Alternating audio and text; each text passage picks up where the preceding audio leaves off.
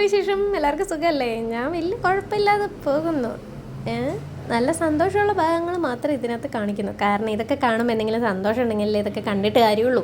അപ്പോൾ പിന്നെ ഹാപ്പി ആയിട്ടിരിക്കുന്ന മൊമെൻറ്റ്സ് നിങ്ങളുടെ അടുത്ത് ഷെയർ ചെയ്യാമെന്ന് വിചാരിച്ചു. ഇത് ഞാൻ നല്ല ഹാപ്പി ആയിട്ടിരിക്കുന്ന മൊമെൻ്റാണ്. അതെ, ഈ സാധനങ്ങളൊക്കെ പെറുക്കി വെക്കുന്നതിൽ ഭയങ്കര സന്തോഷമാണ്. കാരണം അതൊരു വല്ലാത്ത സുഖമാണ്.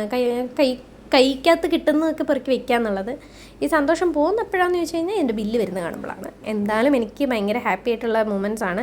എൻ്റെ കടയിലോട്ടുള്ള സാധനങ്ങളെല്ലാം തന്നെ ഞാൻ തന്നെയാണ് പോയി എടുക്കാറ്.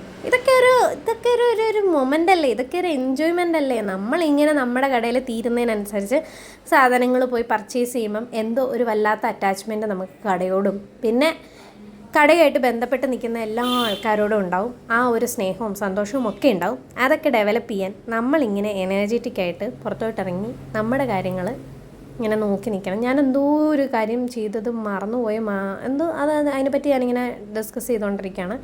എന്തായാലും കുറേ മിഠായിസൊക്കെ എടുക്കാനുണ്ടായിരുന്നു. അപ്പം മിഠായിയൊക്കെ എടുത്ത് പർച്ചേസിംഗ് ഒക്കെ തീർന്ന് അടിപൊളിയായിട്ട് കടയിൽ പോയി. അപ്പോൾ ബൈ.